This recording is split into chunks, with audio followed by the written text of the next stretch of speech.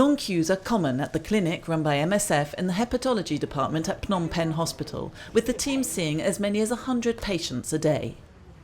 As the only facility in Cambodia delivering free screening and treatment for hepatitis C, patients come from all over the country to consult. ខ្ញុំជិះតាក់ស៊ីមកហ្នឹងប្រើរយៈពេល3ម៉ោងកន្លះបានមកដល់ភ្នំពេញដល់បេនឡានខ្ញុំជិះ This man found out he was infected with the hepatitis C virus over 10 years ago. The disease has progressed to such an extent he's had to stop working. With no money coming in, it was impossible for him to benefit from the new and radically improved drugs now available, direct-acting antivirals that are highly effective but prohibitively expensive. With diagnosis and treatment costing the equivalent of 6 times the average monthly wage, people who earn less simply can't afford them. ប៉ុន្តែកូនខ្ញុំវាប្រាប់ខ្ញុំថាពុកអើយតម្លៃថ្នាំនឹងថ្លៃណាស់អញ្ចឹងខ្ញុំចេះតែគិតមិនដឹងជាដោះស្រាយដោយវិធីណា Given patient numbers and the extremely high price of diagnosis and drugs, the MSF team has to prioritise treatment for those with the greatest risk of developing severe and fatal forms of the disease. ក្រោយពីធ្វើលទ្ធផល fibro scan មើលសាច់ថ្លើមនឹងមកគ្រូពេទ្យបានប្រាប់ខ្ញុំថាសាច់ថ្លើមនឹងចូលដល់កម្រិតទី 4 ហើយអញ្ចឹងក្នុងការព្យាបាលនេះគឺនឹងបានប្រើថ្នាំក្នុងពេលឆាប់ៗនេះ In post-war Cambodia, the critical state of the health system led to numerous cases of infection. Up until 2000, Cambodians contracted the hepatitis C virus from poor sterilisation practices. By the end of April, the team had already provided 900 patients with treatment. Given the extent of the needs, MSF is developing a treatment model for the Ministry of Health to roll out across the country. The majority of our patients are pretty poor, so this is a hardship for them to have to come all the way to Phnom Penh to get treated for hepatitis C, but they are doing it. Ultimately, that's probably the tip of the iceberg. There's probably more patients in those areas who haven't attempted to seek care so far away. But the programme's success depends on more than just provision of care. A battle must be waged on another front, the exorbitant prices charged for direct-acting antivirals by laboratories and drug patent holders. What's the point for this big pharma to put together so many resources to bring 2 molecules that are very effective against HCV if it's at the end to prevent through the pricing policy to prevent the patients to have access to it? Agreement must be reached on a fair price for these drugs so essential to the survival of hundreds of thousands of people. I saw a man yesterday who said to me, I know these medicines are so expensive. He held up his bottle and he said, I dropped one on the floor the other day and it was like I dropped my heart. I think people feel it deeply. I think they value it deeply to have the opportunity to be treated.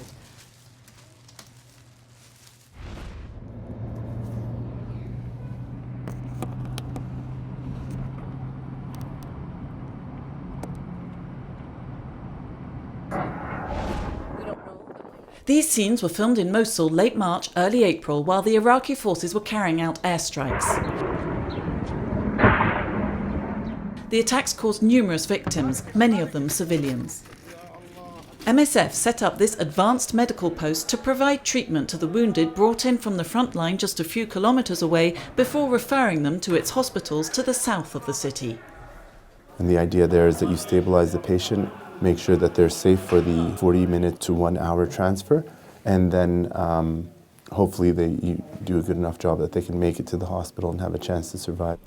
During April, the fighting became less fierce and the team treated considerably fewer casualties. MSF shut down its last advanced medical post when the front line moved. But that doesn't mean hostilities have ceased. The front line has shifted, but its hospitals admitted yet more casualties in early May. Meanwhile, with those who can still fleeing the city, the displaced persons camps south of Mosul are becoming bigger and bigger.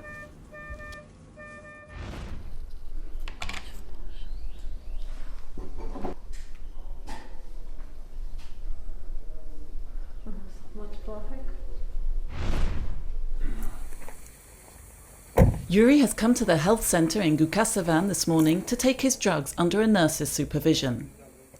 She makes sure he takes his medication properly and asks about any side effects. This support is an essential part of treating multi-drug resistant tuberculosis. The side effects of treatment are extremely unpleasant, but patients who adhere to the treatment protocol increase their chances of recovery. Organising this daily ritual of care is demanding in terms of setup, just as it is for patients who often live far from the clinic. For patients on delaminid, there is an additional challenge that the drug must be taken in 2 daily doses at 10-hour intervals, and health centres are closed at night. Բոլոր դերերը ստանում է առավոտյան չափաբաժին են մեր մոտ իմ ներկայությամբ խմում է երեկոյան չափաբաժին ինքը ստանում է հեռախոսում ինքը հատուկ ստացած բանումիշները նայում են ինքը ստանում է այդ իրանց ներկայությամբ. During the evening, a nurse calls Yuri via Skype. Խմե Երևի մաչ խմեմ. Using video to observe treatment was launched in Armenia a year ago. In 2016, 28 patients used this technique. It reduces at least some of the burden, as much for patients as for health workers. One nurse can do DOT for many patients without coming out from the cabinet. This is comfortable for the patient too, because it does not limit the patient's movements. The patient is not obliged to be in the definite place on the definite time. Using video to observe treatment is one of the strategies MSF has introduced to improve treatment for the most resistant forms of tuberculosis. Helping relieve patients' pain and alleviating the burden of treatment by providing care in the home are just some of the ways of giving patients some hope of recovery.